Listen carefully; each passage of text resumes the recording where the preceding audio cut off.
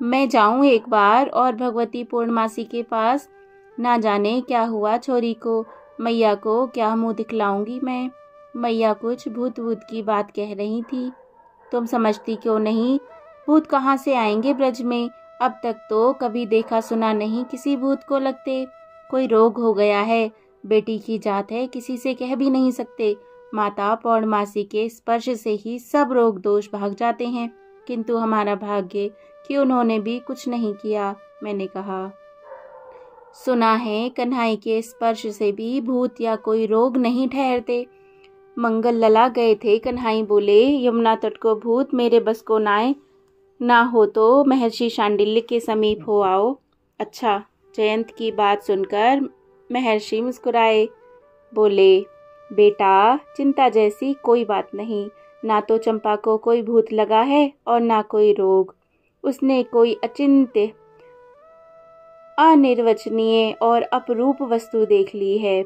इससे चित्त भ्रमित हो गया है। ऐसी क्या वस्तु हो सकती है महाराज हमारे ब्रज में? वह तो भगवती को बता रही थी कि छोरा ने उसकी आंखें मूंद ली थी। कहीं हमारा कन्हैया तो नहीं महाराज? उसकी बहन चिंता से सूख रही है महाराज कि कहीं यमुना में ना कूद जाए। यमुना में कूदे कि गिरी में कूदे, उसका रक्षक उसे संभाल लेगा। हम तुम कुछ नहीं कर सकते।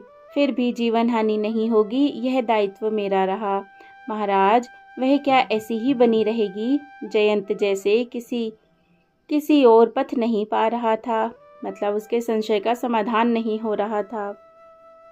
ऐसा भाग्य किसका है कि ऐसा ही बना रहे? महर्षि जैसे अपने आप से कह रहे हो।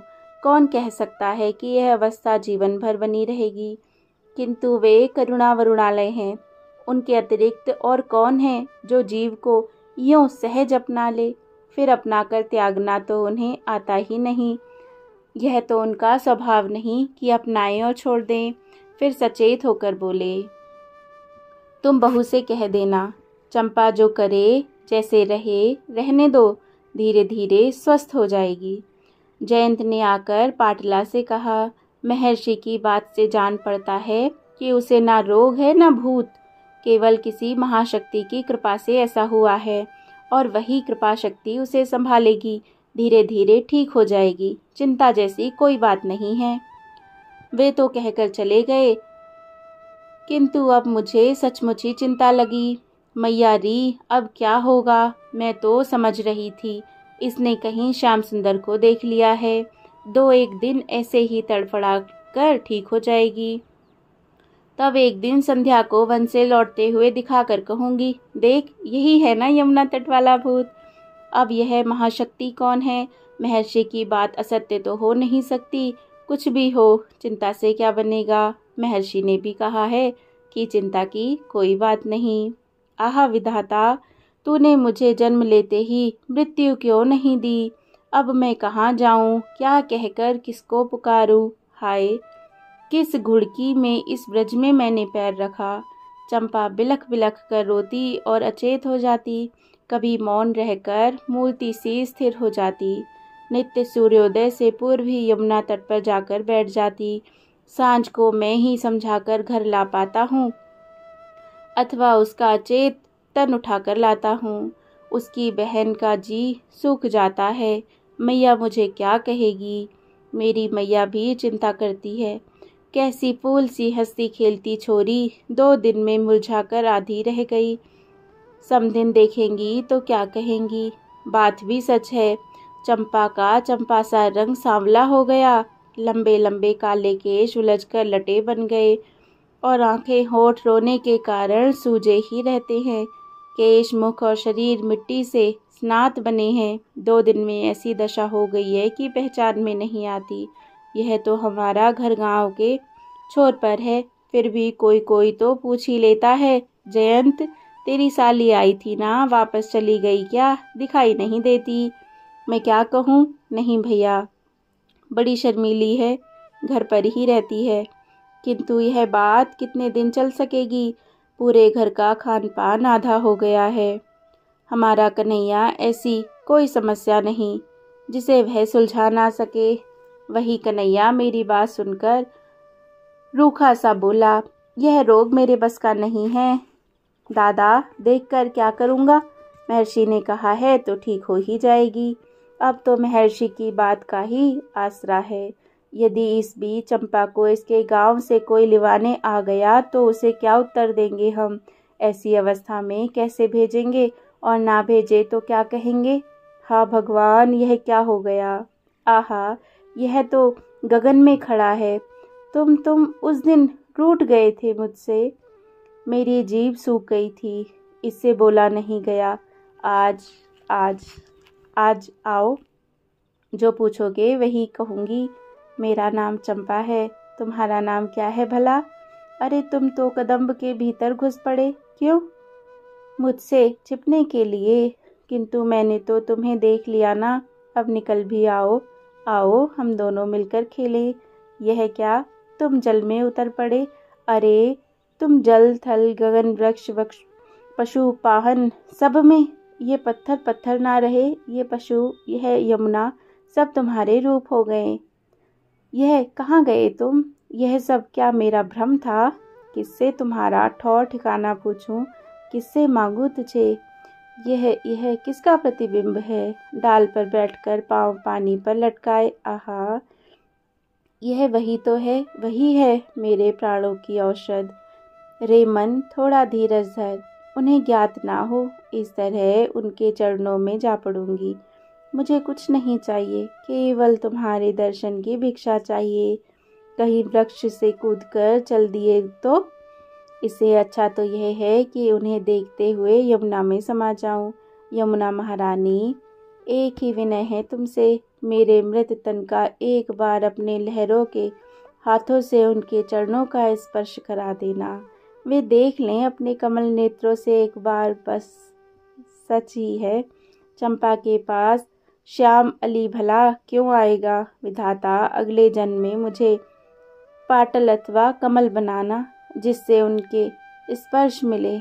आहा, अब विलंब क्यों। इन लहरन में सारी ज्वाला शांत हो जाएगी। भाभी, अरे ओ भाभी, यह देख, यह कौन है। तेरी बहन तो नहीं। हाँ लाला, कहाँ थी है। तुम्हारे दादा तो ढूंढते ढूंढते थक गए। भाभी, यह तो यमुना में बह रही थी। मैं पाँव लटकाकर कदम पर बैठा था कि यह आ लगी पाँव से। यमुना में उतरकर निकाल लाया हूँ। चंपा को शैया पर सुलाकर श्याम सुंदर बोले, अरे घर भेज दे भाभी, किसी दिन मर गई तो तेरे माथे आएगी।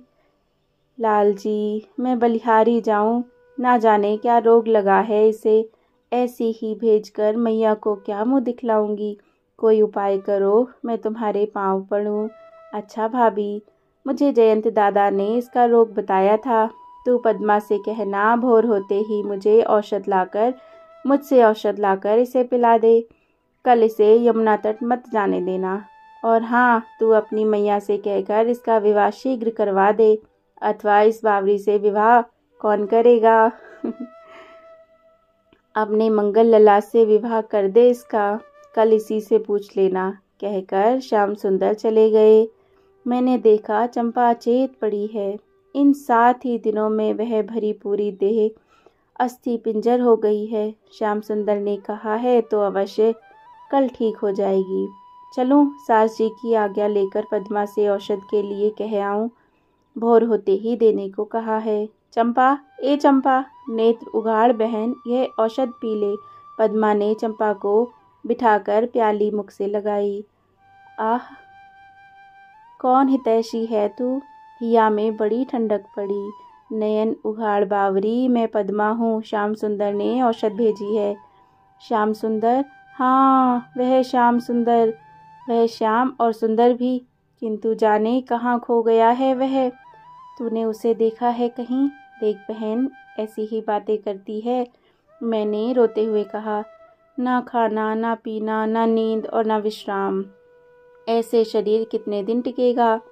ए भाभी, तू रो मत, बाहर जा, मैं इसकी मांदनी मिटा दूँ। पद्मा बोली। मैं उठकर बाहर चली गई, किंतु 2 घड़ी भी नहीं बीती और देखा पद्मा चंपा का हाथ पकड़ अपने घर की ओर जा रही है। यह देख हम सास बहू के मुख आश्चर्य से खुले रह गए। कन्हाई ने औषध तो बहुत अच्छी दी है, सास जी बोली। हाँ, चंपा उदास तो है पर दिखती भली चंगी है, मैंने कहा। भगवान भोलेनाथ कन्हाई को 1000 वर्ष की उम्र दे। हम दोनों के हाथ जोड़कर सिर झुकाया। चंपा को अपने घर लाकर मैं उसकी सारी कथा सुनी। उसकी गोद में मुख छिपाकर रोते हुए उसने सब कह सुनाया। मेरी गोद में सर रखकर उसने सब कह सुनाया। कैसी भोली छोरी है, जो मैं तुझे तेरा भूत दिखा दूँ तो? मैंने पूछा। बहन, मैं तेरी दासी बनकर रहूँगी। चंपा ने मेरे पाँव पकड़ लिए। सच सच बहन, तूने उसको देखा है, बात की है उससे? नहीं, उसे देखने के पश्चात कुछ और देखना अच्छा नहीं लगता। उसकी वाणी सुनने के पश्चात और कुछ सुनने को जी नहीं चाहता। और वह स्पर्श, चंपा की वाणी रुक गई। देववल्लरी कांप उठी, रोमावली उत्कित हुई और नयन मानो अनवरत मुक्तावर्षण करती हूँ। मैंने उसे हृदय से लगा लिया। सो सब मैं जानती हूँ चंपा, मैं भी तेरी ही भांति अक्खड़ थी। जो तूने कहा वही मैंने भी कहा था और परिणाम भी तेरे समान ही पाया। मेरी बात मानकर कुछ खा पी ले बहन, संध्या समय उसे दिखा दूंगी तुझे। मेरी मनुहार मानकर चंपा ने मुंह झूठा कर लिया। उसकी आंखें सूखने का नाम नहीं लेती, दृष्टि सूनी सूनी और रह रहकर भान भूल जाना। हाय, कैसी सोने की मूर्ति सी सुंदर काया थी। 7 दिन में जैसे जल बलकर कोयला सी हो गई। संध्या को वंशीनाद सुनते ही चंपा फूट पड़ी। बहन, मैं बड़ी पापनी हूँ। एक की ही बात नहीं है। जैसे उसका सांवला रूप देखकर मैं बावरी हुई थी, वैसे ही एक दिन किसी ने वंशीनाद ने भी मुझे मोह लिया था। तुम मुझे कहीं से विष ला दो। यह मुख अब कहीं दिखाने योग्य नहीं रहा। आज कोई उत्सव है बहन? चंपा ने पूछा। नहीं तो क्यों पूछ रही है? पथ के दोनों ओर सब स्त्री पुरुष सज धज कर ऐसे खड़े हैं मानो किसी का स्वागत करने के लिए आए हो। स्त्रियां आरती का थाल लिए हैं और ब्राह्मण दूब, कुश, पुष्प और जल लिए हैं। वधुएं लाजा और पुष्प लिए अटारियों पर खड़ी हैं। चंपा, यह तो हमारा नित्य उत्सव है बहन। ये सब जिसकी प्रतीक्षा में खड़े हैं, उस पर तो हमें भी पुष्प वर्षा करनी है। सम्मुख झरोखों में देख, एक भी खाली नहीं। तेरे मेरे जैसी रोगणियां यहीं से दर्शन औषधि पाती हैं। वंशी पुनः बज उठी। चंपा ने असंयत हो मेरी बाह थाम ली और कातर दृष्टि से मेरी ओर देखने लगी। मैंने प्यार से उसका मस्तक अपने कंधे से टिका लिया तथा नेत्र भंगिमा द्वारा उसे आश्वासन दिया। उसने निश्चिंत होकर जैसे नेत्र मूंद लिए।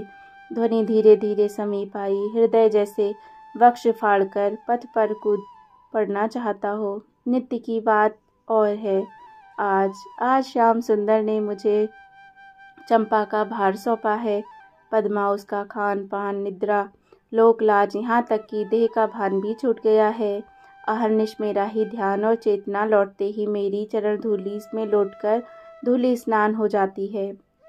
ऐसे प्राण कितने दिन टिकेंगे उस पिंजरे में? सारी वाचालता ना जाने कहाँ छिपी है। उसके मन की तमन शांत करने के लिए वंशी बजाई तो उसकी भी विपरीत प्रतिक्रिया हुई। चंपा ने मुझे और वंशी वादक को भिन्न समझकर अपना दुख बढ़ा लिया है। कहते कहते श्याम सुंदर ने आकर्ण दीर्घ दृघ भर आए। अपने जनों का दुख वे कहाँ सह पाते हैं? मुझे क्या करना है? मैंने पूछा। मंगल के घर से अपने यहाँ लिवा लाना, समझा बुझाकर कुछ खिला पिला देना। आज 7 दिनों से वह निराहार है।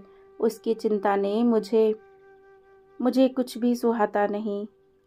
अपने भरे भरे नयन उठाकर मेरी ओर देखा और रुधे स्वर में बोले, संध्या को मुझे दिखा देना। मंगल कहता था, हमारे घर में एक समय ही चूल्हा जलता है, कोई खाता नहीं, कोई नहीं। भाभी अधमरी सी हो गई हैं, सब एक दूसरे को दिखाने के लिए मुंह झूठा करते हैं, तो घर वालों की चिंता से उसे दर्शन दिए जाते हैं। इसमें पद्मा का भला क्या काम? उसी यमुना तट का दर्शन दे दो ना, मैंने कहा। तू समझती क्यों नहीं पद्मा, यमुना तट पर वह मुझे भूत ही समझेगी और बात बात में ब्रजराज कुमार की निंदा करेगी। जितनी पीड़ा उसने भोगी है वही क्या पर्याप्त नहीं? श्याम सुंदर, मेरी आंखें भर आई। ऐसा करुणा में और कौन है? फिर भी हृदय कड़ा करके बोली, श्यामजू, यह पाहुनी है। हाँ पद्मा, यह भूमि चिन्मय है, इसमें प्रवेश का अधिकार सहज नहीं मिलता, इतना ही पर्याप्त है। श्यामजू, तुम कृपण कब से हो गए? किशोरी जू से आज्ञा मांग लूं? यहीं कहीं से मंगल से विवाह हो जाए इसका, उसे पूछ लेना विवाह के लिए माने तो। मैंने देखा उन भुवन मंगल की आंखों में कुछ बूंदें झर पड़ी। पद्मा, तूने मुझे कृपण कब देखा? कृपा का संबल और प्रेम का बल पाथे साथ हो तो सभी भूमि यह ब्रज बन जाएगी और चराचर उसका रूप। आगे के शब्द गले में फंस गए। मुझे क्षमा करो श्याम सुंदर, चंपा जितना बल मुझ में तुझ में बल ना होता तो इतना भार मैं कैसे सौंपता तुझे। संध्या को अपने को संभाल कर उसको सावधान करके रखना, यह मुझसे कैसे बनेगा श्याम सुंदर। वंशीनाद सुनते ही तन मन अवश हो जाते हैं। मेरा कार्य, चंपा देख बहन, नहन उघाड़ यह देख। पर कौन सुने? चंपा पत्थर बनी मेरे कंधे से सिर टिकाए बैठी है। अब मैं क्या करूं, कैसे चेत कराऊं? ए चंपा देख, तेरा वह यमुना तट वाला भूत। मैंने उसे पूरी की पूरी झंझोड़ दिया। देख देख तेरा भूत देख। ए क्या? चंपा के नेत्र उघड़े तो मैंने उसका मस्तक झरोखे से लगा दिया। जैसे ही उसकी दृष्टि श्याम सुंदर पर पड़ी, देह थर थर कांप उठी। आश्रय के लिए उसने मेरी ओर हाथ बढ़ाया। मैंने उन हाथों में लाजा पुष्प और दुर्वा अंकुर थमा दिए। इनकी वर्षा कर नयन लाभ ले बहन। मेरे साथ ही उसकी अंजलि भी छूटी। उधर से प्रक्षित हुए वन केतकी के पुष्प हम दोनों के अंक में आ गिरे। ऊपर उठे उद्रगों की वह चितवन, वह मुस्कान। चंपा आनंद विभल हो मेरी गोद में लुढ़क पड़ी। कुछ समझी बहन? यही ब्रजराज कुमार हैं जीजी, इनके लिए क्या कहा था तूने? उत्तर में चंपा धीरे से हंस दी।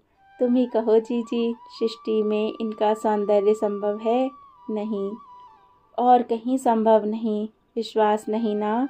तुम सच ही कहती हो जीजी। उसके नेत्र नीचे हो गए। जीजी भी कुछ ऐसी ही बात कह गई थी। सौंदर्य महासागर को देखकर डाबर देखना नहीं सुहाता, किंतु उस समय अपनी समझ के अहंकार से मैं अंधी थी। आज से तुम मेरी गुरु जीजी। चंपा ने झुककर मेरे पैरों पर मस्तक रख दिया। यह क्या बावरी? हाँ जीजी, तुमने मुझे नया जन्म दिया है, निर्धन को धनी और मुझ अंधी को प्रकाश दिया है। कितनी मूढ़ थी मैं, तू नहीं जानती चंपा। श्याम सुंदर ने ही तुझे मेरे पास भेजा था। चंपा सुनकर अवाक हो गई। एक बात पूछूं? मैंने कहा। उत्तर में चंपा ने नेत्र उठाए।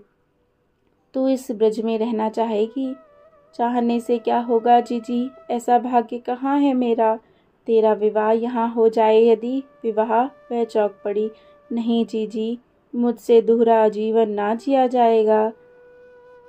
कहीं तो होगा ही, नहीं होगा तो मैया को मना लूंगी। अब इससे अधिक और क्या पाना रह गया। किसके आश्रय कटेगा जीवन? आश्रय की क्या अटक है जीजी, सब कुछ मेरा ही तो है। फिर कुछ सकुचाकर बोली, कभी आवश्यकता जान पड़ी तो तुम हो ही। चंपा मेरी बहन, तू हम सब से वीर निकली। मैंने उसके सिर पर हाथ रखा। मेरा अभाग्य ही इस वीरत्व को न्योता लाया है जीजी।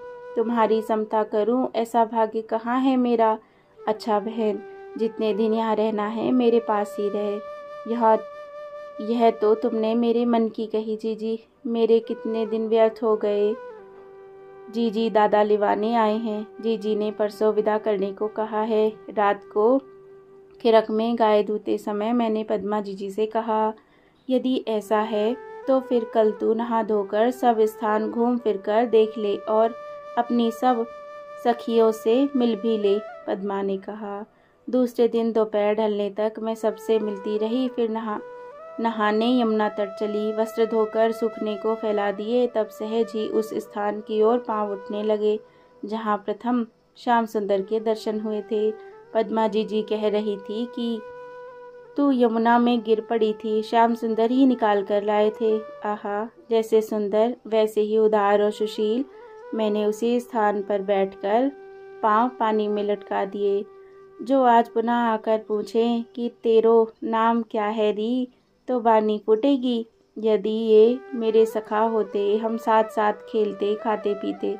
जाने क्यों विधाता को रंग में भंग करना सुहाता है। नारी तन तो सदा से पराधीन है। जीवन में अब कहाँ फिर दर्शन होने हैं। हृदय से एक गहरी निश्वास निकल पड़ी है। यह वंशी कहाँ बजी। हृदय में जैसे एक गड्ढा सा हो गया। ध्वनि में आमंत्रण है। क्या मुझे बुला रहे हैं? अरे नहीं, उनके सहस्त्र सखा है, गायें हैं, वन पशु और पक्षी हैं।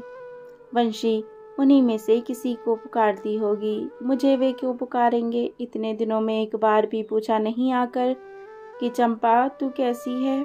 पद्मा जीजी को वैद्य बनाकर भेज दिया बस। ठीक भी तो है, मैंने मन को समझाया। वे बुलाएं भी तो वहां जाकर खड़ा नहीं हुआ जा सकेगा मुझसे। कहीं समीप ही अकेले हैं, मन में कहा। तुझे कौन आकर समाचार दे गया? मैंने झिड़का। वे अकेले भी हों तब भी मुझसे बात करते नहीं बनेगा। बात नहीं, एक बार देख भी ले। मन ने अनुनय की। वह तो संध्या को होगा ना वन से लौटते हुए। तभी करुण स्वर आरोह वे अवरोह पर उतरा। स्वर मूर्छा ने मुझे व्याकुल कर दिया। आह दई मारी, तू जो ना कराए सो थोड़ी। आह दरबार। आह दबाकर मैं लड़खड़ाते पदों से चली।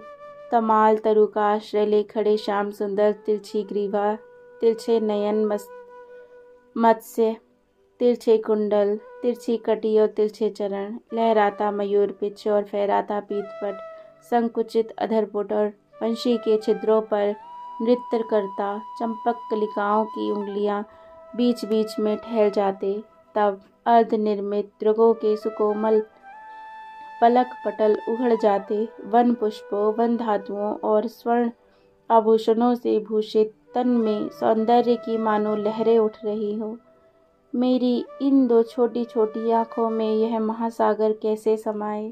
किंतु आँखों ने क्षमतानुसार जितना बटोरा, हृदय ने झपटकर क्रूर दस्यु की भांति उसे छीनकर अपनी अंतर्गर्भ मंजुषा में सहेज दिया। कुछ क्षण, हाँ कुछ ही क्षण तो नैनों का संग्रह और हृदय का दस्यु कर्म चलता रहा।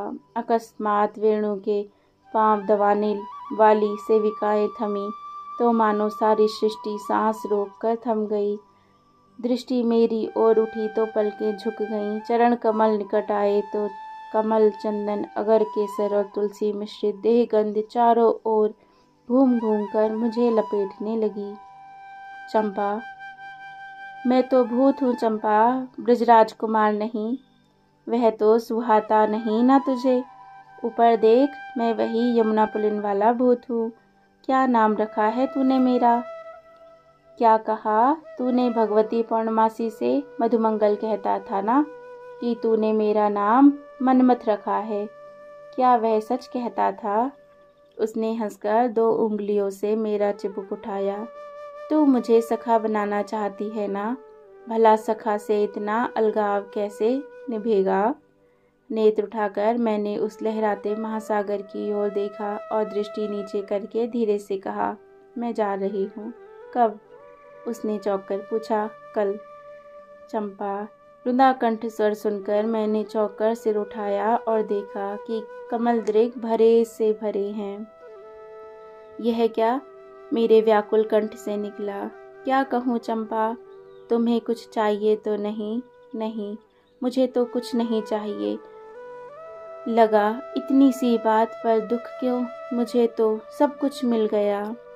मुझसा निष्ठुर कोई ना होगा सखी, मांगूं कोई और पथ ना पाकर मैंने कहा, हाँ चंपा कह तो।